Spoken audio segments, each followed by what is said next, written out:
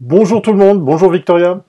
Bonjour Thierry, comment ça va? Ben, ça va bien et justement parce que ça va bien, parce qu'on est en bonne santé, parce qu'il fait beau aussi, on est obligé de le reconnaître, hein, on regarde de temps en temps en dehors de notre fenêtre, en dehors de notre confinement, eh bien il fait super beau, donc ça veut dire qu'on va avoir un joli week-end de Pâques. Je sais pas où tu as décidé d'y aller, d'aller ce week-end. Moi j'hésite, hein, je suis toujours entre le salon et la terrasse. Je sais pas ce que tu en penses toi de ton côté.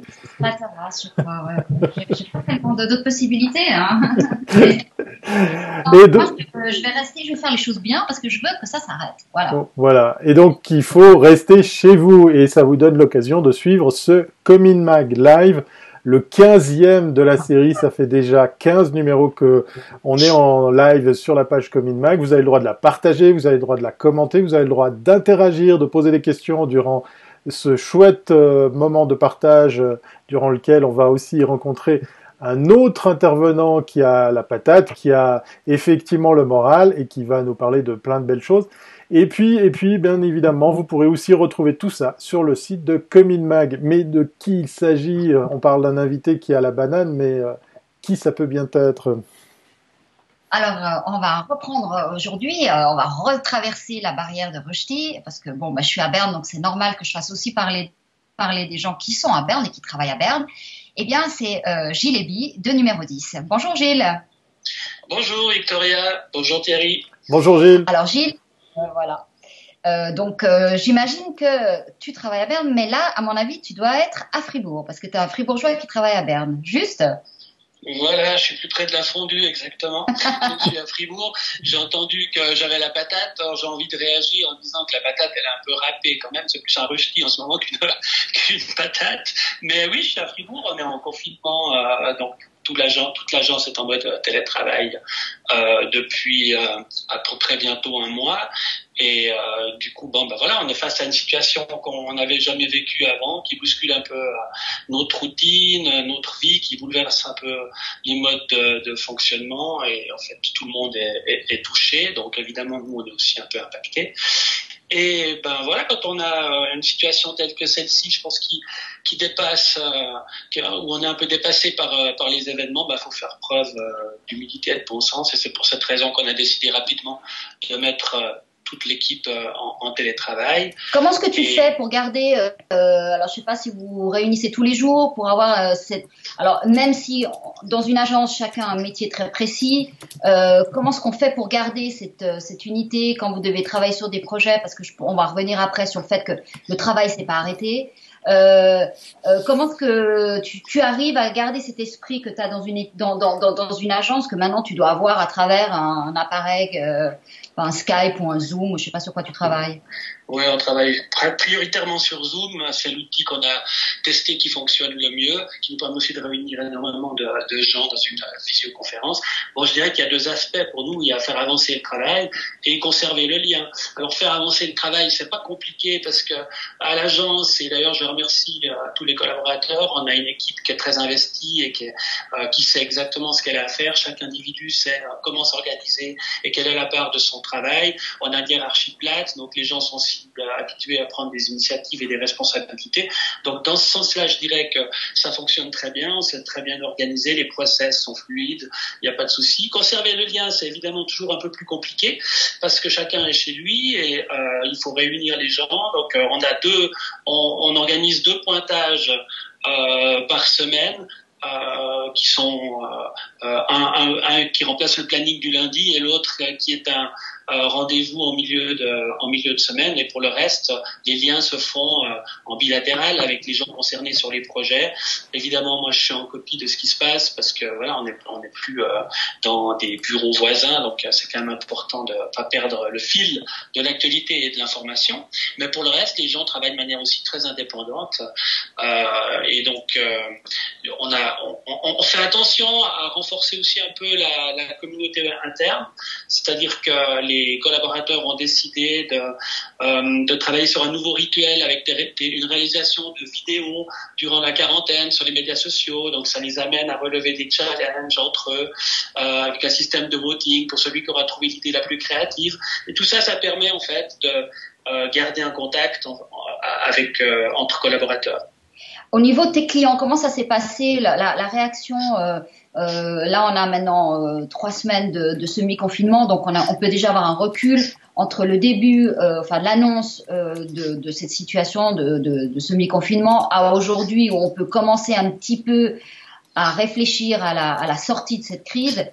Quelles ont été les étapes de tes clients? Comment leur mood, si tu veux, comment ont-ils réagi? Bon, moi, je trouve que, en tout cas, pour ce qui nous concerne, nos clients n'ont pas du tout cédé à la panique. Je trouve qu'on a pu parler très posément avec chacun d'entre eux. Je trouve aussi que, voilà, ils savent exactement quelle est la priorité et, à mettre en place et quelles sont les choses qu'on peut repousser ou annuler. Donc, j'ai l'impression que les clients sont tout à fait en place. Pour ce qui nous concerne. Et bon, on a aussi la chance d'avoir des clients qui sont dans des secteurs qui sont peut-être un peu moins touchés en ce moment, comme l'alimentaire, le multimédia, le pharma, la banque assurance, la grande distribution. Je pense que c'est des secteurs qui sont un peu moins touchés de plein fouet par la crise et qui continuent en fait aussi leurs activités, tant bien que mal, leurs activités de communication. Mais est-ce que vous avez continué des campagnes? Je veux dire, il y a eu des campagnes qui ont été... vous avez, je sais pas, vous avez été en télé, vous avez fait des choses ou online. Qu'est-ce qui s'est produit? Oui, bien sûr. Alors, je dirais qu'il faut diviser le job en 2 catégories. Il y a les projets en cours qui sont pas trop affectés parce que on les finalise tous et en fait il y a des campagnes qui sont dans la rampe de lancement maintenant pour être diffusées et là il n'y en a pas trop de soucis sur cette partie-là. Les projets en cours sont assez stabilisés, j'ai envie de dire. Et ensuite on a les projets entrants, les nouveaux projets, tout ce qui est du business, concours d'agence, etc. Et là c'est plus compliqué évidemment parce que il y a clairement un ralentissement économique qui fait que je pense que les clients sont pas très favorables à lancer un pitch d'agence. En ce moment ils ont d'autres chats à fouetter et du coup, bah voilà, là, c'est clair que sur les projets entrants, on sent clairement une baisse de régime.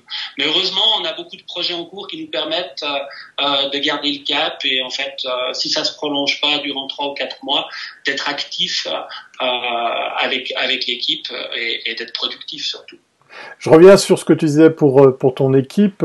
Est-ce à dire que une agence de pub, une agence qui travaille dans ces domaines et qui est déjà, je pense, méchamment numérisée, fait que c'est plus facile pour des collaborateurs de venir naturellement au travail à distance, au home office, au télétravail que, on va dire, une boîte traditionnelle?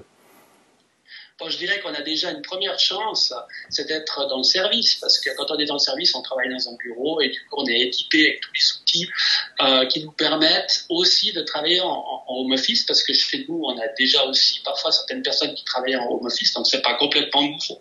Ça s'est juste systématisé en fait de manière collective, mais on était déjà rompu un peu à l'exercice. Donc ça c'est le premier facteur chance, c'est d'être vraiment je dirais dans le service. Et puis ensuite, on est une PME et je pense que en tant que PME, c'est aussi plus facile de s'organiser qu'une grande multinationale.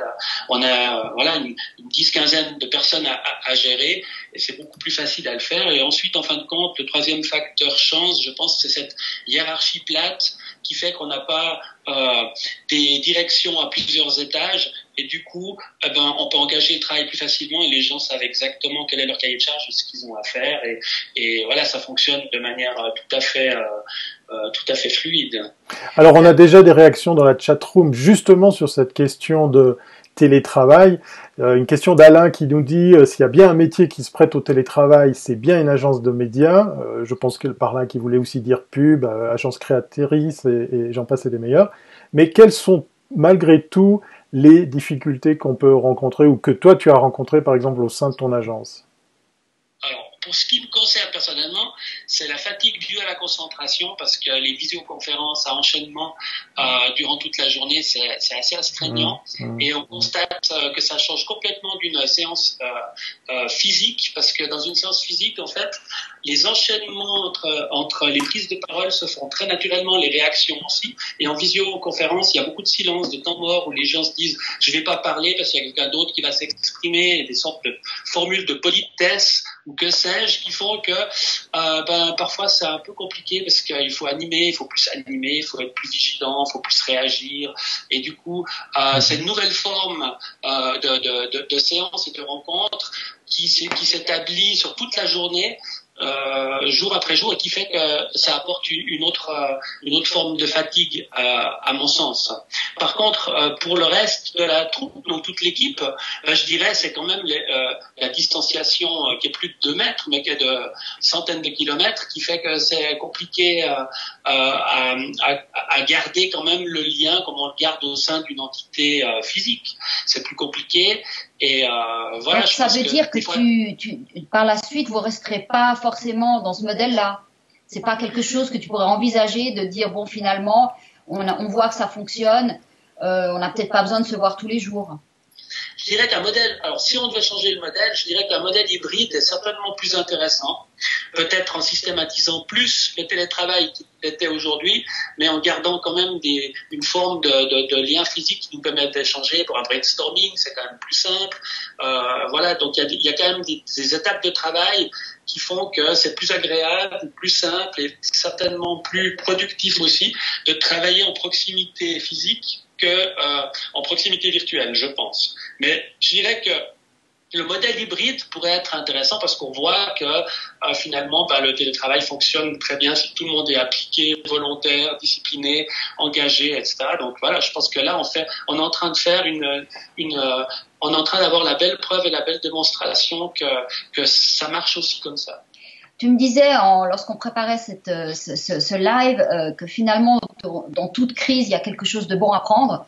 Qu'est-ce que tu penses, à part tout l'aspect financier qui est un peu pour tout le monde une grande équation, qu'est-ce qu'on pourra retirer de ce moment qu'on vit? Alors ça c'est très compliqué parce que pour moi il y a l'aspect commercial et il y a l'aspect personnel, humain. Sur un plan économique, enfin sociétal même, je dirais de manière générale, j'ai l'impression, je suis pas qualifié pour faire des prédictions, mais mon sentiment personnel, il est que j'ai toujours l'impression que la société elle oublie vite, elle apprend peu des périodes de crise. Alors certes celle-ci elle est majeure, mais je suis pas certain qu'on apprenne beaucoup à la sortie de cette crise, parce qu'en fin de compte on est quand même enfermé dans un système capitaliste qui fait que voilà, les investisseurs donnent le pouls au monde et on voit déjà maintenant qu'ils poursuivent uniquement un seul objectif, c'est la reprise de l'économie, et avec la reprise de l'économie, la recherche de profit et la part du gain. Donc je pense que c'est difficile de changer de paradigme dans ces conditions, mais bon, ça n'engage que moi. Mais par contre sur un niveau plus personnel, sur un niveau plus humain, je trouve que le fait de vivre comme ça, comme on le vit maintenant, en hyper proximité, fait qu'on redécouvre, en tout cas c'est mon cas, des valeurs familiales, un bon voisinage, une vie de quartier, et que du coup on voit toutes les choses en plus petit et qu'elles sont pas forcément pour autant moins intéressantes. Et il y a aussi un élan de solidarité de part et d'autre qui s'affirme, et ça je trouve que c'est intéressant. Peut-être que ça nous donnera par la suite un mode de vie plus équilibré entre la consommation et la socialisation. Alors moi je suis de nature optimiste, pas idéaliste mais optimiste, donc voilà, c'est une situation qui est pas facile, mais en même temps je me dis tous les jours que même à titre personnel, je me dis que si on nous assigne à une certaine forme d'inertie du corps, ça doit donner à ma tête le temps d'agir et de penser. Et en fait, je me dis que ces contraintes, elles doivent stimuler la créativité et l'inventivité. Donc, c'est aussi le moment où on peut peut-être se poser un peu pour réfléchir à l'avenir, à la sortie de la crise, au positionnement qu'on veut avoir. Ouais, justement, parce que oui, vas-y, parce que par rapport à ton agence, comment on peut traduire ça? De même aussi, ce changement, comment est-ce qu'on peut le traduire pour des marques demain? Qu'est-ce qui restera? Quels seront les trends? Toi, tu as toujours été quelqu'un qui s'intéresse énormément aux trends, aux valeurs, aux changements. Qu'est-ce qui restera? Alors, là, de nouveau, je pense il y a 2 types de réponses. Celle qui nous concerne plus particulièrement en tant qu'agence numéro 10, et puis les trends de manière générale. Je commencerai peut-être rapidement avec ce que je constate au niveau de l'agence. Le fait qu'on ait un global player ou un entrepreneur général en communication fait qu'on a en fait différents pôles d'activité à l'agence. et que si certaines portes se ferment avec la crise, il y en a d'autres qui s'ouvrent. Et ça, je trouve que c'est intéressant. Ça nous permet en fait de fixer le curseur, de déplacer le curseur et d'offrir peut-être d'autres formes de prestations qui marchent mieux en ce moment et de laisser de côté certaines prestations qui marchent un peu moins. On crée des campagnes chez nous qu'on appelle Figital. Dans Figital, il y a Fi pour physique et Gital évidemment pour digital. Alors évidemment en ce moment le Fi de physique est plus en souffrance. On a clairement un ralentissement d'activité sur la communication traditionnelle, l'offline. Voilà, donc ça on le sent, c'est clair. À part les campagnes qui sont engagées pour l'instant, mais la deuxième partie du mode, donc le digital pour digital, il est en plein boom. Et voilà, notre Chief Digital Officer Jérôme avec son équipe, eux ils sont vraiment ils sont appelés à gérer une activité qui est carrément en croissance sur le digital. On vient de gagner 4 clients sur le digital, une grande école, un opérateur multimédia national, un réseau d'audit et d'expertise, un quotidien qui viennent frapper à notre porte pour qu'on les accompagne sur la stratégie digitale, sur la conception, la réalisation de contenu, la création de catalogues d'idées, la mise en place de campagnes, etc. Donc je dirais que chez nous, pour rebondir en cette période de crise, on a 3 piliers forts. Le premier pilier, c'est le digital, évidemment, comme je viens d'expliquer, parce que c'est la meilleure manière de garder un lien, d'interagir avec ses clients, mais aussi avec ses communautés. Ça permet aussi, on le voit dans toutes les familles, d'occuper les gens qui s'ennuient en confinement. Donc il y a clairement une explosion de l'audience et du temps de consommation. Et puis ça permet surtout aux marques d'être dans le dialogue et à alimenter leur plateforme avec des plus petits budgets aussi. Et donc c'est forcément aussi le offline qui a des budgets plus conséquents en termes de campagne, qui est plus impacté au niveau des entreprises. Donc nous, on a ouvert une hotline digitale avec Jérôme pour accompagner et conseiller les clients qui auraient des questions sur le digital. Le deuxième pilier qui marche très fort, c'est le branding, tout ce qui est stratégie de marque, parce que évidemment, les clients se posent beaucoup de questions sur les marques, comment se positionner durant et après la crise, quelle attitude il faut adopter, comment il faut parler, avec quelle tonalité, quelle vision on doit avoir pour éviter de naviguer à vue. Et là, on a ouvert une deuxième hotline avec moi pour la partie branding. Et le troisième pilier, c'est évidemment le coaching et le workshop virtuel. On a pu très bien travailler avec notre service créatif Quick and Dirty ces dernières semaines, avec 2 clients qui nous ont engagés pour travailler. Donc Quick and Dirty, pour ceux qui ne savent pas, c'est un produit créatif qui s'engage à livrer 2 concepts en 48 heures chrono, avec 3 experts de l'agence qui sont amenés à travailler en résidence dans les bureaux du client durant 12 jours. Alors évidemment, on travaille plus dans les bureaux du client, puisque tout le monde est... Ouais, tu deviens une 2S2I, toi. Tu vas carrément chez le client. Non, mais c'est très intéressant parce qu'on a réussi à détourner le service. Et en fait, au lieu d'aller travailler chez le client en résidence, on travaille en visioconférence avec le client. Et donc, du coup, ça nous permet, et aux clients aussi, de travailler en toute transparence avec quand même un échange, toujours une proximité, une participation du client, et surtout, ça permet au client d'engager plus rapidement et concrètement un projet futur pour la post-crise. Et puis, d'éviter de passer par un pitch qui est pratiquement impossible à organiser aujourd'hui, et de travailler sur quelque chose de beaucoup plus court, beaucoup plus immédiat, beaucoup plus direct. Donc voilà, ça nous permet d'organiser des workshops, un service de coaching et puis ce service créatif avec le Quick and Dirty. Gilles, je crois que tu as en partie répondu à la question que j'allais te poser. Est-ce que cette crise va aussi faire changer les habitudes de nos clients? Là, tu viens de donner un exemple avec ce 24 heures chrono pour pitcher, pour travailler sur des concepts en un laps de temps très court. Est-ce que à terme, il sera plus facile de défendre, au-delà de cette proposition de service que tu viens de citer, il sera plus facile, plus aisé de défendre le fait que on peut aussi réimaginer la collaboration avec un client en dehors des réunions trop longues, trop récentes, trop fréquentes, et puis aussi être à l'aise, voilà, je commence à tousser, être à l'aise avec l'idée de être à l'aise avec l'idée de travailler à domicile et donc de ce fait d'être transparent vis-à-vis d'un client. On est par exemple dans un exemple très concret, on est amené à travailler, à correspondre avec des clients qui comprennent sans problème que c'est depuis le bureau, la chambre à coucher ou le salon ou je sais pas, ou la terrasse que vous êtes en train de parler. Et donc, de ce fait, lui, ce qu'il veut, c'est juste le résultat, le travail fini. Est-ce que ça, c'est des choses qui vont perdurer après la crise, à ton avis, vis-à-vis des clients? Et puis, on a une réaction aussi de Alain qui nous pose la question, au vu de cette orientation là que tu as citée sur le digital et principalement sur le numérique, est-ce que le papier serait mort avec tout ça? Voilà, 2 questions, mais je te laisse choisir dans l'ordre dans lequel tu veux répondre. Bon, alors le papier qui est mort, j'y crois pas trop. Ça fait 15 ans qu'on dit que le papier se meurt, mais il est toujours là. Il s'est relevé de beaucoup d'autres crises. Peut-être pas les crises aussi sévères que celle-ci, mais on a vu que voilà, le papier se réinvente aussi, il se diversifie, l'écosystème des rédactions est aussi beaucoup plus panaché entre le papier et le numérique et les podcasts, etc., etc. Alors je crois que de toute façon, le papier, ça fait 15 ans qu'on veut sa mort, et finalement, il ressuscite à chaque fois. Et je pense que moi, de nouveau, je peux pas prédire les choses, mais j'ai l'impression que le papier, il a encore sa place. Mais après, évidemment, il doit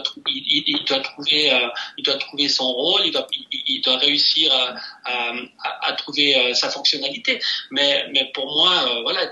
Je pense qu'on avait aussi annoncé la mort du vinyle qui a ressuscité également. Donc voilà, moi je suis un fan de musique, donc c'est très intéressant de voir aussi comment le vinyle a pu finalement rebondir et revenir sur l'avant de la scène, alors que finalement c'est le CD qui a disparu. Donc je crois qu'on peut pas dire que le papier est mort. Il prendra peut-être simplement une autre tournure. Et puis sur le fait de travailler différemment avec les clients. Alors, moi, je pense que oui, techniquement, évidemment, c'est possible, mais il faut savoir aussi que autant d'hommes, autant de typologies, et tous les clients sont très différents, fonctionnent de manière très différente, et du coup, il y aura peut-être certainement une tranche de clients qui seront peut-être plus à même de travailler à distance avec les agences, qui plébisciteront plutôt ce type de travail, mais on aura aussi toujours des clients qui favorisent et qui priorisent le contact. Et à titre personnel, je dois avouer que moi j'aime bien aller à la rencontre du client.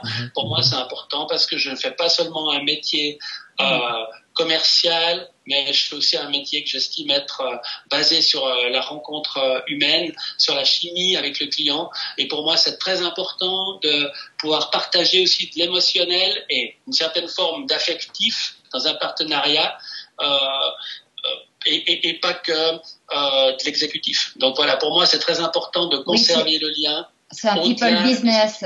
On est dans du people business, c'est très important. Voilà. Exactement. Je crois qu'on choisit d'abord un homme, une femme, évidemment. Je dis ça de manière neutre. Avec un H majuscule. On choisit d'abord une personne avant de choisir une compétence. Et évidemment, il faut que la compétence suive, mais à valeur égale, c'est quand même la personne qui va faire la décision. Et je pense que ça va rester. Enfin, j'espère, j'ose l'imaginer, ça va rester. Et du coup, pour moi, c'est très important d'aller à la rencontre des clients et de passer du temps avec eux aussi.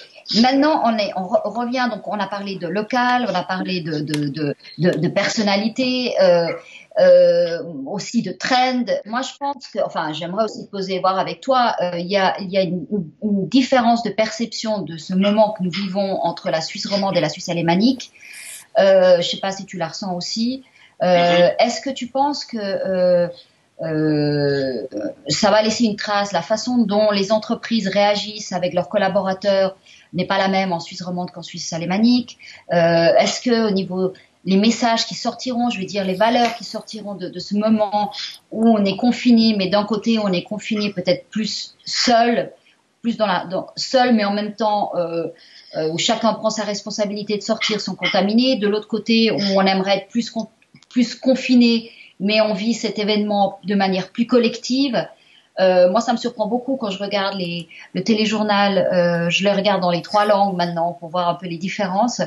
Je trouve qu'on raconte pas la même Suisse, et ça me frappe beaucoup de tout d'un coup d'avoir une perception que ce pays, si tu veux, les différences qu'on a essayé de cacher jusqu'à maintenant, tout d'un coup, elles me semblent beaucoup plus fortes. Et je sais pas si tu ressens la même chose, et qu'est-ce que tu penses que ça peut donner comme valeur par la suite? Alors oui, je ressens en partie la même chose que ce que tu viens d'évoquer, mais j'ai un peu une autre lecture parce que j'ai l'impression qu'on n'a pas attendu cette crise pour s'apercevoir que la Suisse est faite de multicultures qui fonctionnent de manière un peu différente. Il n'y a qu'à se rappeler de différentes votations par le passé pour savoir qu'on fonctionne pas forcément avec les mêmes idéologies. Par contre, si on revient sur cette crise, eh ben voilà, je pense que on a d'un côté des alémaniques qui veulent, alors je schématise un peu évidemment, mais la tendance c'est qu'en Suisse allemande, on veut relancer l'économie le plus rapidement possible, et puis en Suisse romande, on privilégie en premier lieu la santé et la sécurité des individus. Mais moi je pense que c'est dû à une différence culturelle, mais qui nous vient aussi en fait de l'influence qu'exercent nos pays voisins et la consommation qu'on fait nous des médias français ou allemands. Parce que on se rappelle de la récente allocution de Macron en France qui parlait de guerre et qui l'a répété plusieurs fois dans son discours. Les romans, ils sont impactés par ce discours, ils sont impactés aussi par finalement la manière de fonctionner en France, le confinement en France. Les jeunes sont confrontés sur les réseaux sociaux toute la journée à des artistes ou des personnalités françaises qui sont en confinement. Donc du coup, ça impacte aussi la Suisse romande. Et en Allemagne, en Suisse allemande, c'est l'inverse, c'est-à-dire que les Suisses allemands, eux, ils jettent un œil sur ce qui se passe en Allemagne ou même en Autriche. Et ces deux pays sont dans une dynamique très différente en fait, avec une politique d'assouplissement. Ils préparent aussi un retour à la normale, je crois que c'était agenté à mi-avril, et donc du coup moi je m'intéresse un peu au sport et je suis surpris de voir que les joueurs de foot en Allemagne, ils ont repris les entraînements. Donc voilà, il y a toute une dynamique qui est très diverse et très différente entre la Suisse, entre l'Allemagne et la France, qui fait que ça impacte chacune de nos deux cultures. Et si je regarde les newsletters aussi entre Comin Mag en Suisse romande ou Persodich et Werbeborger en Suisse allemande, on voit aussi qu'en Suisse allemande, les agences de pub, les annonceurs continuent à lancer leurs campagnes à tout va, parfois évidemment les adaptant, comme l'a fait Suisse Tourisme, si vous l'avez vu tout dernièrement. Qui a bien réagi, je trouve, et qui a fait une campagne où ils ont rebondi en disant on rêve maintenant de ce qu'on voyagera plus tard, et ça je trouve que c'est vraiment assez chouette. Mais pour autant, on sent moins une rupture brutale, c'est moins apparent qu'en Suisse romande. Mais moi je pense que c'est dû à cette différence culturelle et en fait à cette influence qu'on a de nos pays voisins. Et ça laissera une trace, ça? Ça laissera une trace. La votation pour l'Europe à l'époque, elle avait laissé une trace, mais je crois que tout le monde l'a oublié. Et puis, on sait qu'en Suisse, on fonctionne quand même bien ensemble. Il y a une acceptation de l'une et l'autre des cultures. Et quand même, je tiens à dire que de manière générale, la situation aujourd'hui, elle est urgente et jugée sérieuse partout, quand même. On peut pas dire que les alémaniques sont plus distants de ce qui se passe aujourd'hui. On peut juste dire qu'ils sont peut-être embarqués dans une dynamique différente. Mais l'urgence de la situation et la sérieuxité de la crise, elle est valable autant en Suisse alémanique qu'en Suisse romande. Tu penses que à la fin de l'année, ce sera une année zéro? Enfin, je veux dire, on n'aura rien perdu, rien gagné, ou on aura beaucoup perdu? En termes de quoi? De revenus, enfin je veux dire de business, où ça va vraiment repartir et que finalement ce sera un épisode où on se rappellera que pendant 2 mois, un mois et demi ça a été dur, mais que ça va repartir. Moi je pense, alors de nouveau, je suis pas sociologue, mais je pense que mon avis personnel, c'est que si la crise ne dure pas trop longtemps, on va assez vite repartir, parce que je pense que toutes les entreprises seront heureuses de pouvoir se relancer dans leurs affaires. Et puis si on voit en Chine, on en parlait tout à l'heure, si on voit en Chine la vague de revenge spending où les gens envahissent à nouveau les malls et consomment à nouveau à outrance les produits de luxe si peu après la crise, ces dépenses de vengeance, finalement, il n'y a pas de raison qu'elles soient valables qu'en Chine. Et je pense que comme on vit dans un modèle qui est clairement défini, ce sera difficile de s'en défaire. Et j'ai l'impression qu'il faudrait que la crise elle dure une année pour qu'il y ait peut-être un changement plus radical par la suite. Moi, j'ai l'impression que tout le monde va être très content de retourner à son business. Évidemment, voilà, j'en fais une généralité, mais mais c'est quand même la généralité qui fait bouger la société, et je pense que on va très vite revenir à un système relativement apparent à ce qu'on avait avant, mais par contre, je pense que au niveau humain, ça peut changer beaucoup de choses, et ça démocratise définitivement tout le digital, à mon avis. Ouais. Justement, tu parlais de retour à la normale. Dernière question, elle est forcément un petit peu intéressée puisqu'on va parler du meilleur de la pub. Ben oui, vous savez, ce prix qui récompense les métiers de la publicité et tous les professionnels qui vont autour de cette branche. Un petit mot peut-être sur l'utilité d'un tel prix. C'est un peu une question récurrente chez nous sur Comin Mag Live à nos invités.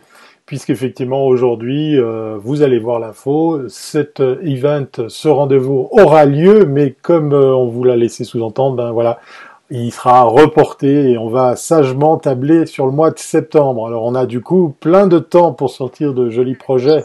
Voilà, mi-septembre. Au musée olympique, le 8 septembre. Voilà. Donc ton regard par exemple sur le meilleur de la pub ou les autres prix en général, surtout avec ce qu'on est en train de vivre et peut-être de quel on va bientôt sortir. Bon, ben moi je suis un peu mal à l'aise avec cette histoire de prix parce que je pense que actuellement c'est pas la priorité. Je pense que les agences aujourd'hui elles ont pas à activer une forme de nombrilisme, plutôt à parler d'altruisme. Et je pense que une tendance très lourde qui va se dessiner dans les prochains mois, ce sera la tendance du client-centric qui va, à mon avis, prendre beaucoup d'importance, développer encore plus d'empathie client, mieux identifier son besoin, ce qu'il ressent, mettre tous les besoins clients au cœur de ce qu'on entreprend. Et du coup, on s'éloigne un peu du gargarisme ou de la récompense publicitaire, la fierté de gagner un prix. Je pense que c'est un peu secondaire en ce moment. Voilà, je dis pas, j'ai jamais craché sur les prix qu'on a pu recevoir par le passé, mais je prends toujours un peu de distance avec ces prix aussi parce que finalement, pour moi, ils sont plus là pour récompenser l'équipe qui a travaillé que pour une gloire personnelle. Et je pense que là, effectivement, avec les problèmes ou les préoccupations que vont avoir tous nos clients à l'issue de la crise, pour moi, le vrai engagement pour la suite, c'est surtout de proposer des solutions, de chercher des solutions avec les clients, d'être à disposition et puis de faire preuve de générosité et d'empathie pour le comprendre. Et donc, j'ai l'impression qu'on va plus se déplacer vers une idée de chercheur de solutions qu'une simple agence de communication qui sera contente de récolter ses prix à la fin de l'année. Voilà un peu mon point de vue sur la question. Évidemment, voilà, tu me la poses en pleine crise, donc mais j'ai peur de rien, hein. Je vois que tu me donnes une idée pour une catégorie parce qu'effectivement ça me fait penser que ça serait bon de parler de celles et ceux qui ont fait plus que leur job. Tu parles d'empathie, tu parles de solidarité. Moi, ça me parle. Et donc, du coup, ça me donne des idées. Voilà. Exact. Pour rebondir sur ce que tu dis, il y a des gens qui s'engagent, il y a des marques qui s'engagent beaucoup aujourd'hui. Par exemple, Coca avec sa plateforme directe, en partenariat avec Vaudoise et Groupe Mutuel, qui soutient les petits commerçants. Des marques de luxe qui, malgré tout, mettent leur usine à disposition pour produire des masques et du gel hydroalcoolique. H&M qui met ses canaux médias sociaux à disposition de la Croix-Rouge durant la pandémie. Et voilà, je trouve qu'il y a des marques qui font vraiment quelque chose de concret pour donner une aide, pour se rendre disponible. Et pour moi, ça, c'est du client-centric et ça, c'est ce qui va impacter, à mon avis, fortement les agences et les clients à l'issue de la crise. Et pour moi, ça va bien au-delà d'un prix ou d'une récompense pour une campagne. C'est très bien. Écoute, en tout cas, c'est très intéressant pour nous aussi d'avoir ces retours parce que notre but, c'est d'organiser des choses qui ont un sens. Donc, et c'est pour ça qu'on parle avec la profession et c'est aussi le but de ces lives de tous les jours, de rester en contact avec les gens et puis d'avoir ce feedback qui vient de la réalité du terrain parce que c'est comme ça qu'on sera le plus juste, quoi. Tout à fait. Exactement. En tout cas, un grand merci à toi, Gilles, pour avoir passé un peu de temps avec nous pour ce partage qui va, j'en suis sûr, générer encore plus de réactions. Merci à celles et ceux qui sont venus voir ce live, qui ont osé poser des questions. Vous avez tout loisir de le faire, bien évidemment, après ce live. Vous avez le droit aussi de partager en replay ce live. Et vous avez le droit très bientôt de pouvoir l'écouter aussi en podcast. Mais tout ça, ça se passe sur une seule et même adresse. Laquelle, Victoria ? cominmag.ch. Voilà, tout simplement. Merci Gilles pour cet échange très très instructif et puis on va te souhaiter une bonne santé. Prends soin de toi. Puis on se dit à très bientôt. Merci à vous. À tout bientôt. Puis bonne fête de Pâques. Allez, ciao. Bye, merci. Ciao, ciao. Et à vous tous, on vous dit eh bien à demain, même endroit, même heure pour le prochain live Comin Mag. Portez-vous bien. Au revoir.